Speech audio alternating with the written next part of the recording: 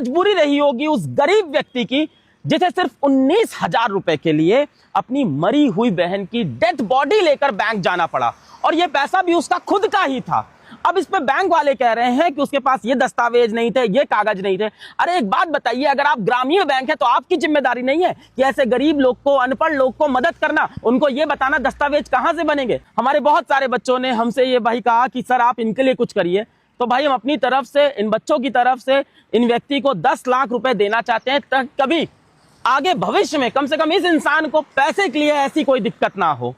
पर एक बात बताइए, इस काम को करने से क्या सारी प्रॉब्लम सॉल्व हो जाएगी? नहीं होगी भाई। प्रॉब्लम तब सॉल्व होगी जब हमारी सरकार, हमारे न्यायालय कुछ ऐसे नियम बनाए कि जहां अनपढ़ लोग हैं वहां पे जो प्रोसेसेस होते हैं, काम होते हैं, वो थोड़े आसान हो, इतनी लेयरिंग ना हो, इतनी प्रॉब्लम ना हो, एक आम आदमी के लिए सुविधा हो। खास करके ग्रामीण क्षेत्रों के अंदर, चाहे वो बैंक हो चाहे कोई और सेक्टर हो, वहां पे आसान नियम होने चाहिए। आप लोग कोशिश करें कि इनसे हमारा संपर्क हो जाए। हमने अपनी टीम को भी लगा रखा है। हमारे जितने भी न्यूज चैनल वाले भाई लोग हैं, कोशिश करें कि हमारा इनसे संपर्क कराएं।